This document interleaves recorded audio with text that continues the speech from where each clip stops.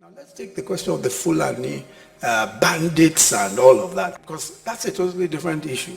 Herdsmen, proper herdsmen fighting farmers is different from Fulani kidnapper, Fulani criminal somewhere who is committing criminal acts. That's a completely different issue. And we shouldn't mix that up with anything.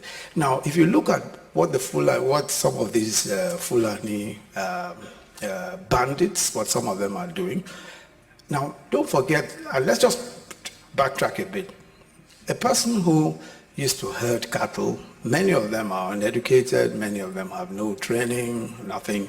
Once they lose their cattle, they lose everything. They then become whatever else. Certainly many of them have no other means of, so they just simply go into banditry and all of that. But whoever it is who is responsible for kidnapping is committing an economic crime.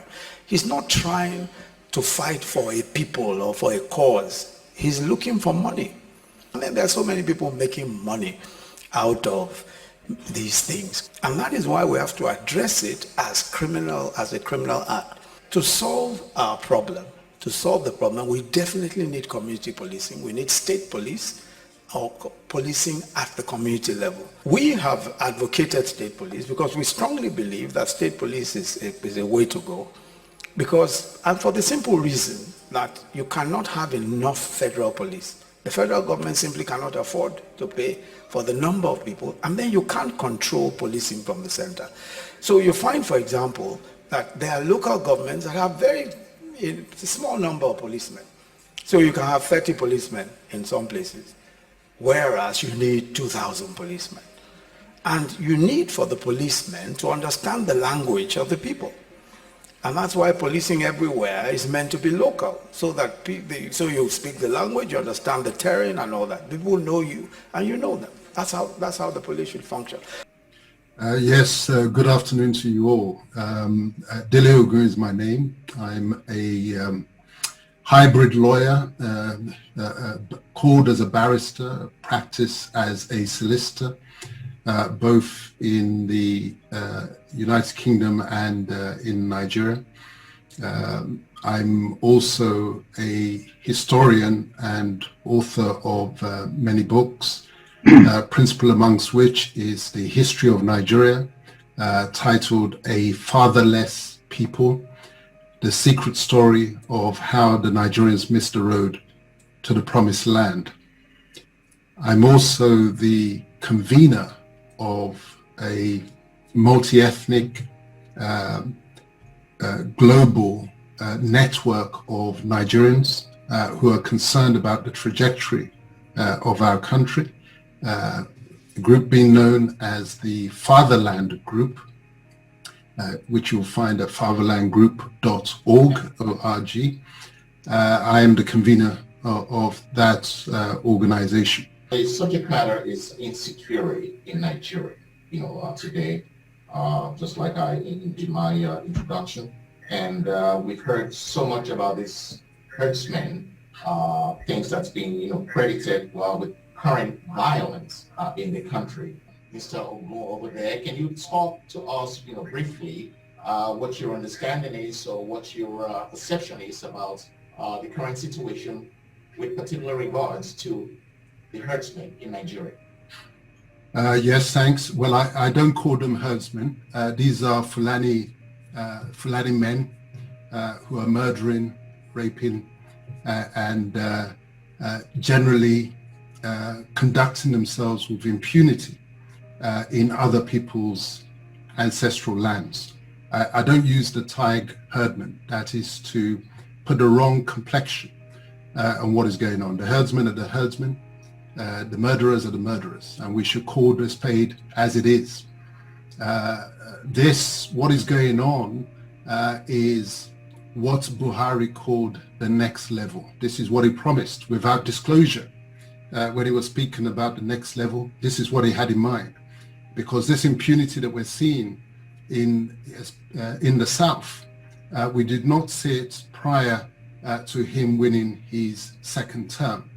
Having secured that second term license and mandate, he has now given the green light to his people to conduct themselves with the impunity that we're now seeing, having taken the precaution of disarming everybody else that could otherwise resist and defend themselves, and allowing his own people to roam around with the most sophisticated weaponry. This thing is happening under his watch. He is sitting there watching it all unfolding without comment and without intervention. So there can be no avoiding the conclusion that what is going on has his approval, has his support, and has his blessing. It is Fulani men, not Fulani herdsmen, that are doing what is going on right now. Unquestionably, it is a Fulani agenda that is playing out, and the nations, I never call them tribes, the nations are rising again, both in the east and in the west, and also in the middle belt. The attitude is enough is enough. This awful and terrible union that has been imposed upon our people and has been sustained by force of arms since the colonial intrusion. Our people are saying we've had enough of it. So yes, there is complete and total ethnic unrest throughout the length and breadth of the country. And Buhari is the one that has taken it to these heights.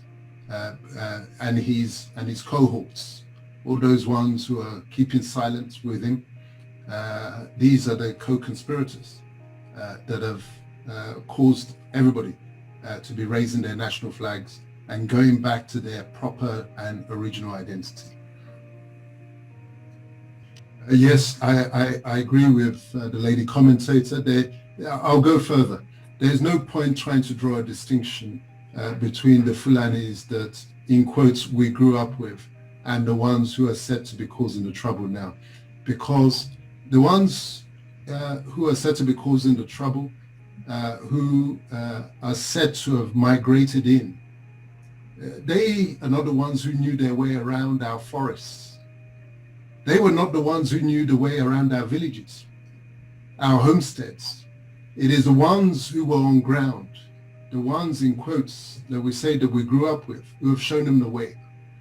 It's those ones who are harboring them, and it's those ones who have remained silent whilst this reign of terror and impunity is going on. So let nobody waste time with drawing a distinction between the ones that have been let in.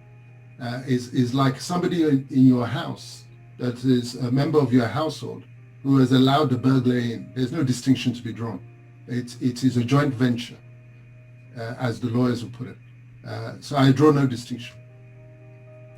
My final comment is in terms of the way forward. The way forward is actually very simple. It is to go back to where we were. When we were nations, each responsible for their own space. No Fulani could wander across the borders of Igbo land or Yoruba land or Ijaw land with their cattle with impunity. So the way forward is the way back. It is home rule. And boycott those elections until we get a proper constitutional settlement.